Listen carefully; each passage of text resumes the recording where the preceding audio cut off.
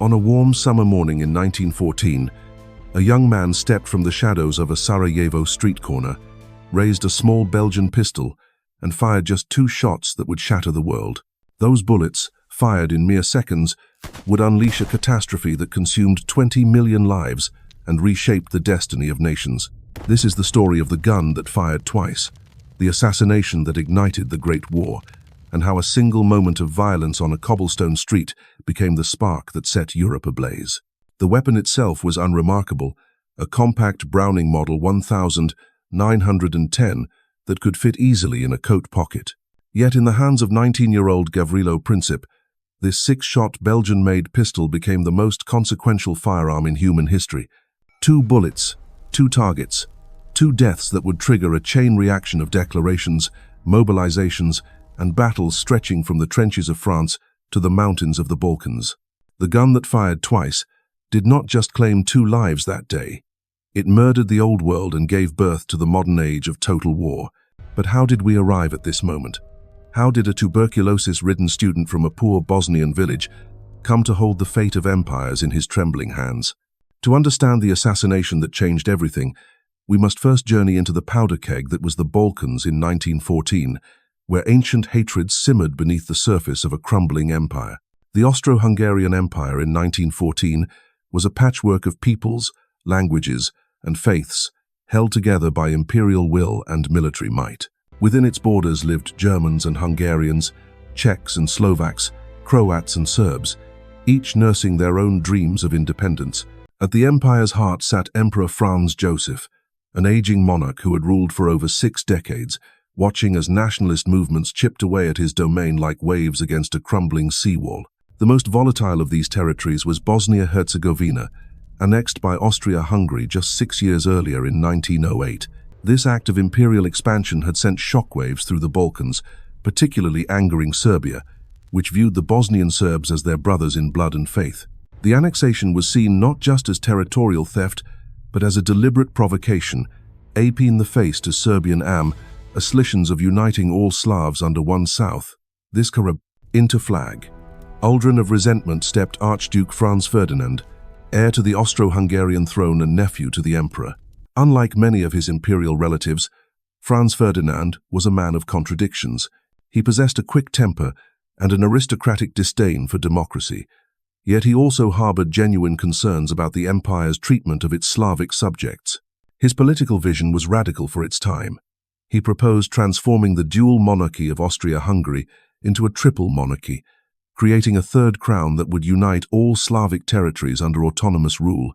This proposal, known as trialism, was both progressive and threatening. Progressive because it offered the Slavic peoples a voice in their own governance, threatening because it would undermine Serbian dreams of expansion. If Franz Ferdinand succeeded in creating a satisfied and autonomous Slavic kingdom within the empire, why would Bosnian Serbs look to Belgrade for liberation?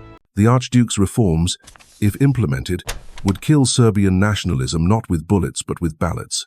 Franz Ferdinand's personal life added another layer of complexity to his character. In 1900, he had married Sophie Chotek, a Czech countess whose noble birth was insufficient by Habsburg standards. Their marriage was morganatic, meaning Sophie could never share his imperial rank and their children could never inherit the throne. This romantic sacrifice humanized the Archduke in ways that imperial protocol usually prevented. He was not just an heir to power, but a man who had chosen love over dynastic ambition. The couple's devotion to each other was genuine and touching. Sophie accompanied Franz Ferdinand on his travels despite the social humiliation of being forced to walk behind him at official functions. There was one exception to this cruel protocol. When the Archduke acted in his military capacity, Sophie could stand beside him as an equal. This loophole would prove fateful, for it was precisely Franz Ferdinand's role as Inspector General of the Imperial Army that brought him to Sarajevo in June 1914. The timing of the visit could hardly have been more provocative. June 28th was Vidovdan, St. Vitus Day, the most sacred date in the Serbian calendar. It marked the anniversary of the Battle of Kosovo in 1389, when Serbian forces had fallen to the Ottoman Empire, beginning centuries of Turkish rule. More recently, it commemorated Serbia's victory in the Second Balkan War in 1913.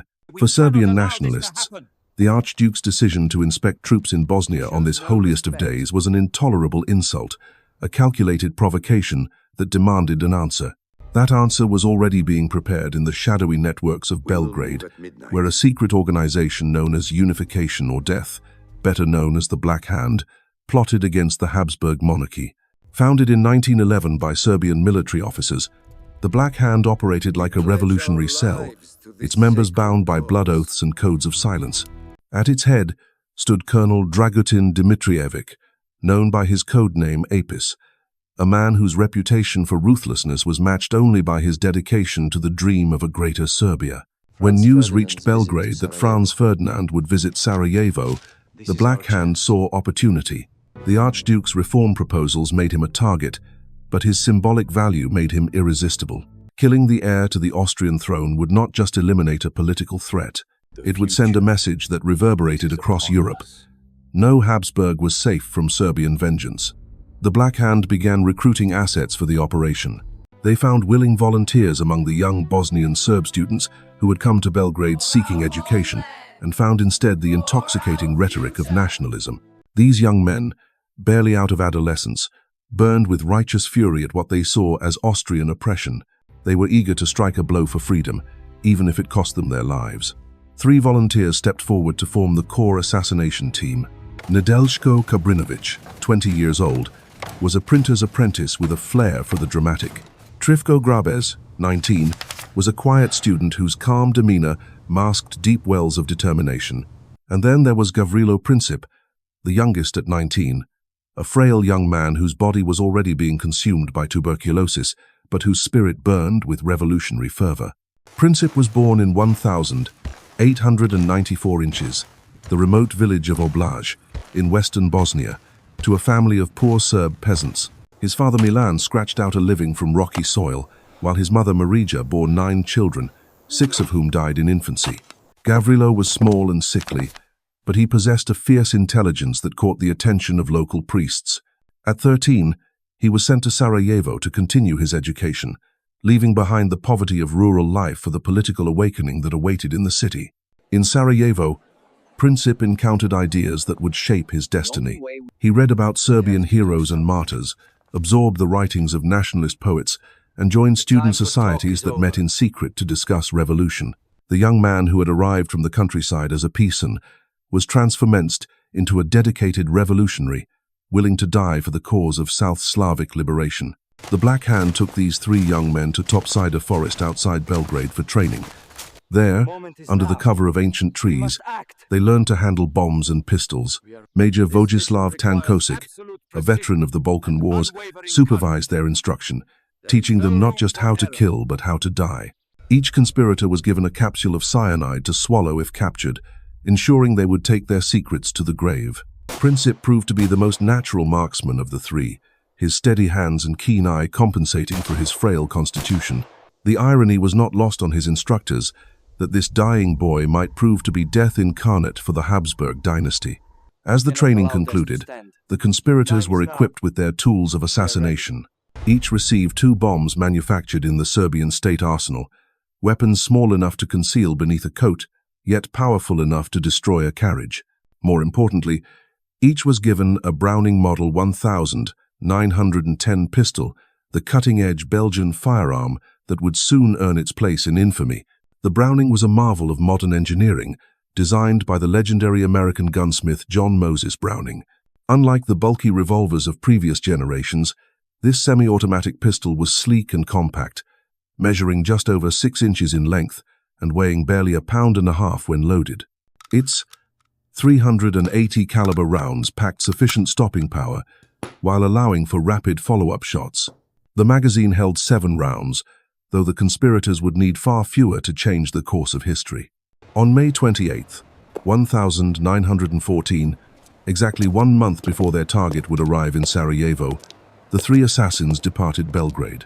They traveled separately to avoid detection, following smuggling routes established by Serbian intelligence through the porous border between Serbia and Bosnia. Hidden compartments in riverboats carried them across the Drina, while sympathetic farmers provided safe houses and guides through the mountainous terrain. The journey was fraught with danger and doubt. Austrian border guards patrolled the frontier, Alert for Serbian infiltrators, local gendarmes questioned suspicious travelers, and the conspirators knew that capture meant torture and execution. Yet they pressed forward, sustained by their belief that they were instruments of divine justice, chosen to strike down the oppressor and liberate their people. As the assassins made their way toward Sarajevo, the Black Hand was expanding the conspiracy beyond the original 3 volunteers. In the Bosnian capital, Danilo Ilic, a former teacher turned revolutionary organizer, recruited additional conspirators from among the city's disaffected youth. Mohamed Mehmed Basic, a Bosnian Muslim carpenter, joined the plot despite the religious divide that often separated Orthodox Serbs from their Muslim neighbors. Kvetko Popović and Vaso Čubrilović, both students barely past their 17th birthdays, volunteered for what they knew was likely a suicide mission. By early June, 6 conspirators were positioned along the route the Archduke's motorcade would travel through Sarajevo. Each was armed with bombs and pistols, each carried cyanide, and each understood that success would likely mean death. They were not professional assassins, but idealistic young men, intoxicated by dreams of martyrdom and national liberation. Their very amateurishness made them dangerous, for they had nothing to lose and everything to prove. The weapons they carried told the story of a world in transition. The bombs were relics of an older age of political violence, crude devices that relied on timing and luck to find their targets. But the pistols represented the future of warfare, precision instruments that placed life and death at the pull of a trigger. The Browning Model 1910 would soon demonstrate that in the modern age, a single determined individual with the right weapon could alter the fate of nations. Meanwhile, in Vienna, Franz Ferdinand made his final preparations for the Bosnian journey. He reviewed military reports, studied maps of the maneuvers he would observe, and considered the political implications of his visit. The Archduke understood the symbolic weight of appearing in Sarajevo on Vidovdan, but he also recognized the necessity of showing Austrian strength in the troubled province. The empire's enemies must see that Habsburg authority extended to every corner of the realm. Sophie's decision to accompany her husband added both tenderness and tragedy to the journey. Friends had warned her of the dangers, noting the recent increase in terrorist incidents throughout the Balkans. But she feared Ferdinand's safety, and for Franz refused to let him travel alone into what many considered hostile territory. Their love story, which had begun in defiance of imperial protocol, would end in the streets of Sarajevo, 2 lives cut short by the bullets of fanatical nationalism. The couple's final days in Vienna were spent in quiet domestic pursuits. They visited with their children Max, Ernst, and Sophie, ages 12, 10, and 9 respectively. Franz Ferdinand played with his sons in the gardens of the Belvedere Palace, while Sophie tended to household affairs. Neither parent could have imagined that they were living their last peaceful moments, that within weeks their children would be orphans and Europe would be consumed by war. On June 23rd, the imperial couple departed Vienna by train, traveling southeast through the heart of the empire toward Bosnia. The journey took them through landscapes that embodied the diversity and complexity of the Habsburg realm. German-speaking villages gave way to Hungarian towns, which in turn yielded to Croatian settlements as the train carried them toward their destiny. At each station, local officials gathered to pay their respects, unaware that they were witnessing the last peacetime journey of Austria-Hungary's heir apparent. As Franz Ferdinand's train rolled towards Sarajevo, the final pieces of the assassination plot were falling into place. The conspirators had received word of the Archduke's exact schedule and route through contacts in the local government. They knew he would arrive at the railway station on the morning of June 28th, proceed to the city hall for an official reception, then travel to the military barracks outside the city to observe troop exercises. Most crucially, they knew the motorcade would travel along Appel Quay, the wide boulevard that ran parallel to the Miljacka River through the heart of Sarajevo. The assassins positioned themselves at strategic points along this route, creating a gauntlet of death through which the Archduke's car would have to pass. Mehmed Basic took his place near the Kumurja Bridge, the first choke point where the motorcade would be vulnerable. Cabrinović stationed himself further along the quay, his bombs concealed beneath his coat. Popović and Čubrilović found positions in the crowd that would line the streets to watch the imperial procession. And Gavrilo Princip, the frail young man whose tubercular cough had earned him the nickname the Ghost, made his way to a spot near the Latin Bridge. There, outside Schiller's delicatessen, He waited with death in his pocket and revolution in his heart. The stage was set, the actors were in position, and history held its breath for the performance that would change everything. The morning of June 28th dawned clear and warm over Sarajevo, the ancient city nestled in a valley surrounded by hills that seemed to hold their breath in anticipation. By had already 7 o'clock. Crowds began gathering along the designated route, a mixture of curious onlookers, loyal subjects, and those who harbored darker intentions. Austrian security forces, confident in their preparations, conducted final sweeps of the area while local police took their positions at key intersections. At the railway station, officials in their finest uniforms assembled to greet the heir to the throne. The platform gleamed with fresh paint and polished brass, while military bands rehearsed the imperial anthem one final time. Everything had been choreographed to perfection, a display of Habsburg power and pageantry designed to impress both supporters and potential enemies. Yet beneath this veneer of control, subtle signs of unease rippled through the crowd. Franz Ferdinand's train arrived precisely on schedule, steam hissing from the locomotive as it ground to a halt. The Archduke emerged first, resplendent in his military uniform adorned with medals and ceremonial braiding. Sophie followed, elegant in a white dress and broad-brimmed hat that shielded her face from the morning Sunday. Together they embodied the grace and authority of the old European order, unaware that they were stepping into the crosshairs of history. The motorcade that awaited them consisted of 6 automobiles, a symbol of modernity that contrasted sharply with the medieval stones of Sarajevo's old quarter. Franz Ferdinand and Sophie took their places in the second car, an open-topped Graf und stiff double phaeton that would provide perfect visibility for the crowds and, tragically, for anyone who wished them harm. General Oskar Potiorek, the military governor of Bosnia, sat beside them while Count Franz von Busch-Waldeck occupied the front passenger seat. As the procession began its journey through the city, the first conspirator prepared to strike. Mehmed Basic, positioned near the Kumorja bridge, watched the approaching vehicles with sweating palms. The moment he had trained for was at hand, yet as the Archduke's car drew near, he hesitated. Perhaps it was the sight of Sophie's serene face, or the realization that innocent bystanders would die alongside his target, but the Bosnian Muslim allowed the motorcade to pass without acting.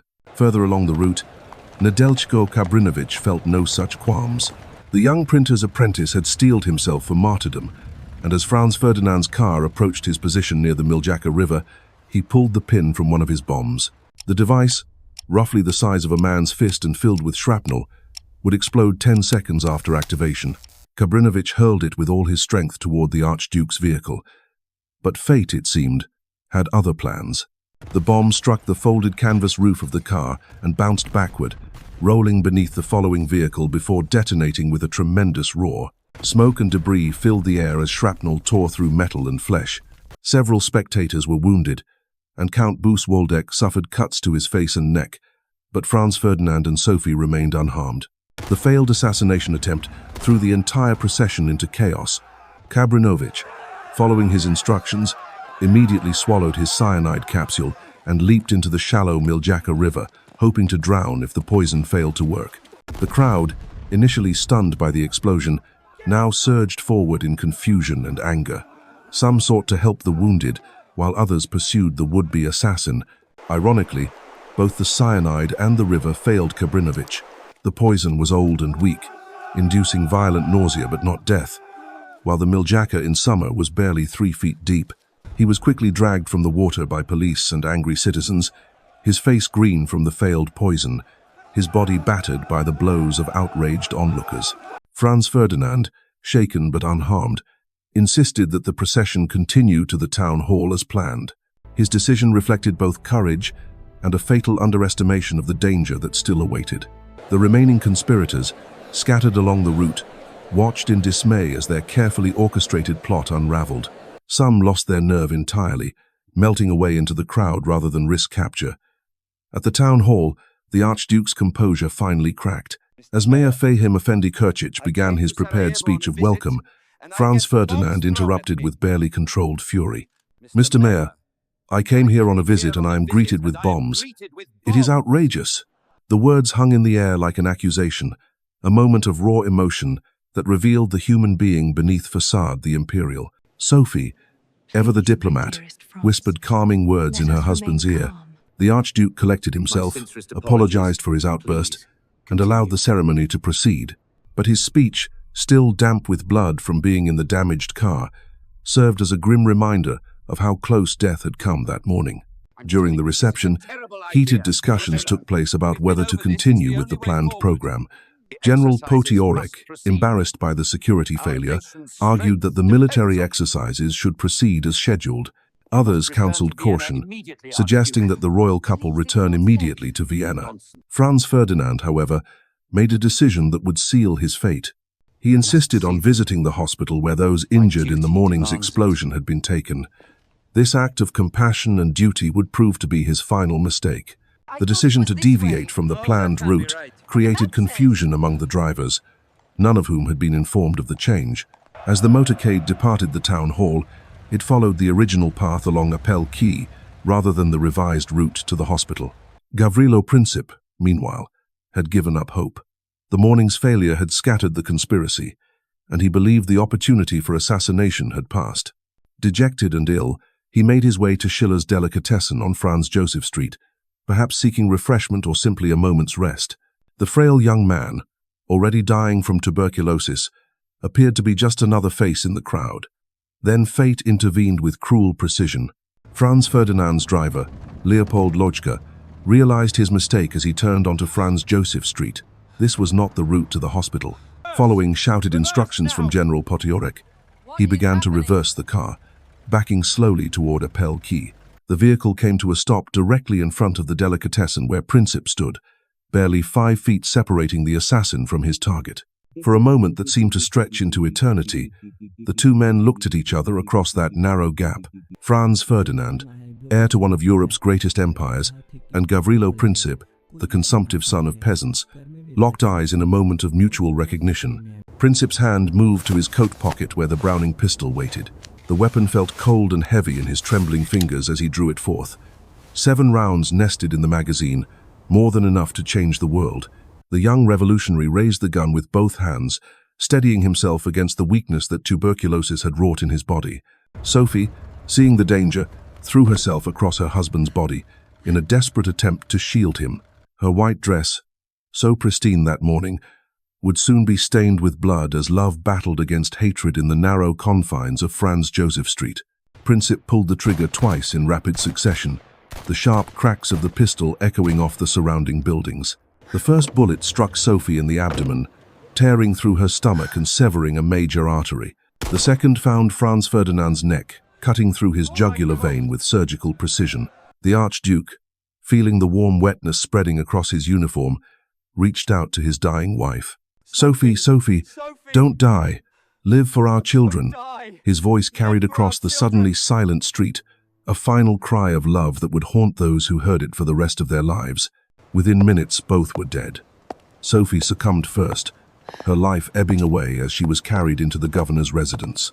Franz Ferdinand followed 10 minutes later, his final words a whispered repetition of, "It is nothing, it is nothing," even as his life flowed away through the wound in his throat.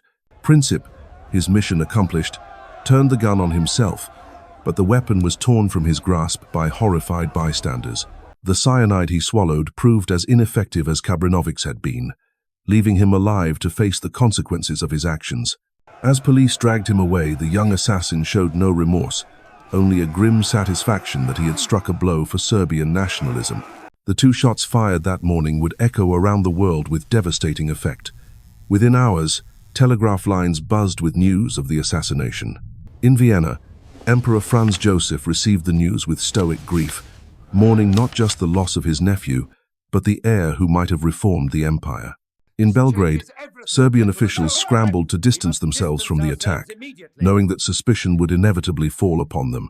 But it was too late for diplomacy or denials. The gun that fired twice had set in motion a chain of events that no statesman could control.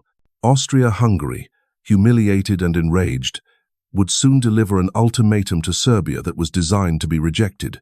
Russia would mobilize to protect its Slavic ally, while Germany would honor its pledge to Austria. France and Britain would be drawn in by their own treaty obligations, and within a month, the great powers of Europe would be locked in a conflict that would consume a generation.